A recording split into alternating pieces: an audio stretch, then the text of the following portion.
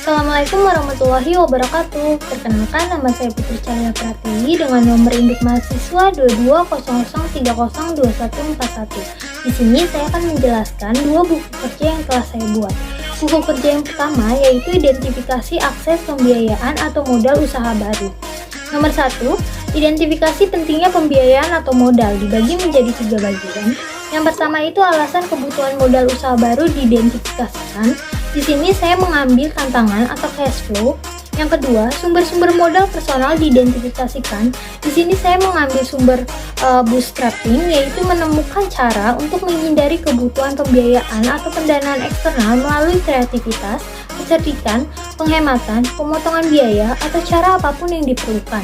Yang ketiga, potensi peningkatan pendanaan dipersiapkan. Di sini saya mengambil creative source, yaitu sumber-sumber kreatif. Yang kedua, identifikasi sumber-sumber pembiayaan ekuitas dibagi menjadi 3. Yang pertama itu business angel.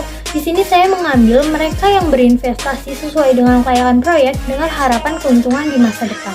Yang kedua, jenis venture capital. Di sini saya mengambil yang pertama itu two-tier approach, yang kedua itu leverage venture capital, yang ketiga itu public venture capital company. Selanjutnya, initial public offering atau disingkat IPO. Di sini saya mengambil mengatasi kendala pinjaman. Nomor 3, identifikasi pembiayaan pinjaman. Di sini dibagi menjadi 3. Yang pertama itu bank komersial diidentifikasi. Di sini saya mengambil bank tertarik pada perusahaan yang memiliki arus kas yang kuat, leverage rendah, keuangan yang diaudit, manajemen yang baik, dan neraca yang sehat. Yang kedua, SBA Guarantee Loan. Di sini saya mengambil pinjaman jaminan SBA dapat digunakan untuk hampir semua tujuan bisnis yang sah. Yang ketiga, sumber-sumber pinjaman lain diidentifikasikan. Di sini saya mengambil kartu kredit, yaitu sebaiknya digunakan secukupnya. Selanjutnya nomor 4, identifikasi sumber-sumber kreatif pembiayaan dan modal. Di sini dibagi menjadi 2. Yang pertama itu leasing atau sewa. Di sini saya mengambil sebagian besar sewa menggunakan uang muka sederhana dan pembayaran bulanan selama masa sewa. Yang kedua, SBIR, Small Business Innovation Research and STTR, Small Business Technology Transfer Grant Program diidentifikasikan. Di sini saya mengambil SBIR adalah program 3 fase yang berarti bahwa perusahaan yang memenuhi syarat memiliki potensi untuk menerima lebih dari 1 hibah untuk mendanai proposal tertentu. Selanjutnya, kita akan masuk ke buku kerja yang kedua, yaitu identifikasi dan evaluasi peluang pemasaran. Nomor 1, identifikasi peluang pemasaran. Di sini dibagi menjadi 3 bagian. Yang pertama yaitu 1.1. Informasi tentang kebutuhan pasar dan jenis pemasaran dianalisa untuk mengidentifikasi peluang pemasaran. Dibagi lagi menjadi 2. Yang pertama itu informasi tentang kebutuhan pasar. Di sini saya mengambil kebutuhan pelanggan. Yang kedua, tren dan perkembangan pasar. Yang ketiga, profitabilitas. Selanjutnya, jenis pemasaran. Di sini saya mengambil pemasaran bisnis ke bisnis. Yang kedua, pemasaran sektor publik. Yang ketiga, pemasaran jarak jauh. 1.2. Potensi pasar baru dan kontribusi pada bisnis diteliti untuk masuk, membentuk, atau mempengaruhi pasar dalam hal kemungkinan kontribusi terhadap bisnis. Dibagi menjadi 2 bagian. Yang pertama itu potensi pasar. Di sini saya mengambil e-commerce. Yang kedua itu kontribusi pada bisnis. Di sini saya mengambil profitabilitas. 1.3. Pendekatan kewirausahaan inovatif dan ide-ide kreatif diidentifikasi untuk aplikasi bisnis potensial mereka dan kembangkan menjadi peluang pemasaran potensial. Di sini saya mengambil institutional approach seperti supplier, produsen, perantara pedagang, perantara agent, perusahaan saingan, dan pembelian akhir.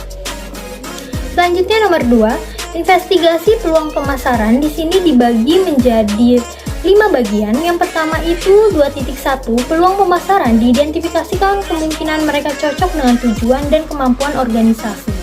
Peluang pemasarannya di sini saya mengambil 2 bagian. Yang satu itu penetrasi pasar, seperti menjual lebih banyak pada pelanggan yang ada, peningkatan pangsa pasar dan segmen yang ada, membuat orang membeli jasa pengembangan bisnis setiap memulai usaha.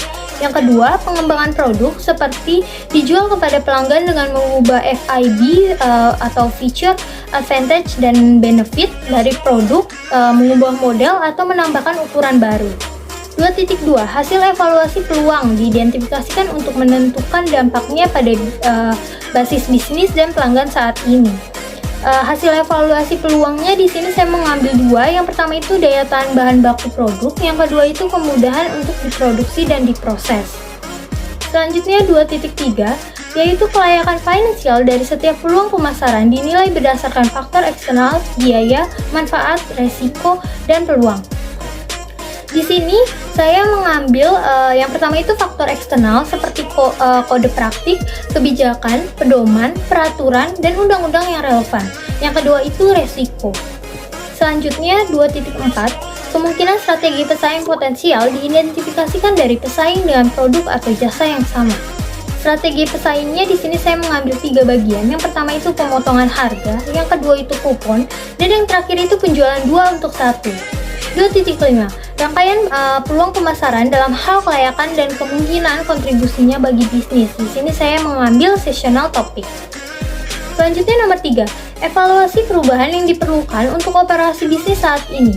3.1 Perubahan yang diperlukan untuk operasi saat ini untuk mengambil keuntungan dari peluang pemasaran yang layak. Di sini saya mengambil perencanaan proyek pemasaran. 3.2 Perubahan organisasi. Untuk layanan basis pelanggan yang meningkat atau berbeda, termasuk penyediaan untuk kualitas layanan berkelanjutan kepada pelanggan yang ada. Di sini saya mengambil 2 bagian.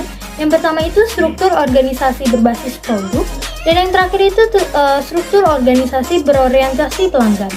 3.3 Perkiraan kebutuhan sumber daya untuk operasi yang diubah.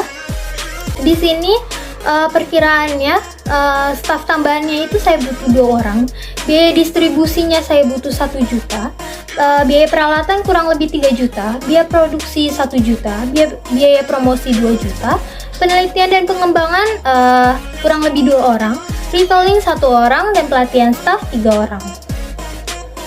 3.4 Komunikasi kelayakan membuat perusahaan pada operasi saat ini kepada pemangku kepentingan utama. Komunikasi kelayakannya yang pertama itu pemilik, dan yang kedua itu manajer. 3.5 Dokumentasi peluang pemasaran yang baru diidentifikasikan dan perubahan yang diperlukan. Di sini saya memasukkan link Google Form yang telah saya isi.